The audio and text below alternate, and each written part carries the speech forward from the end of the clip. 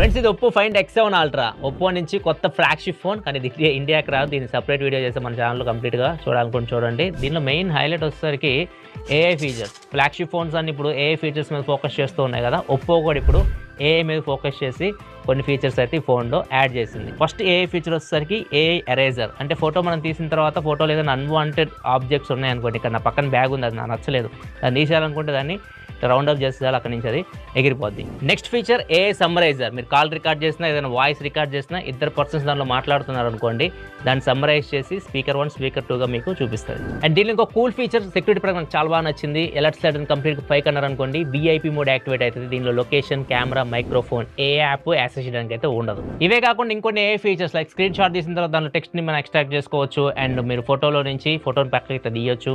And security పరంగా auto పిక్సెలేట్, ఏదైనా sensitive ఇన్ఫర్మేషన్ని పిక్సెలేట్ కూడా చేయొచ్చు. వీటిలో ఏ ఫీచర్ మీకు బాగా నచ్చింది కింద కామెంట్ సెక్షన్లో చెప్పండి.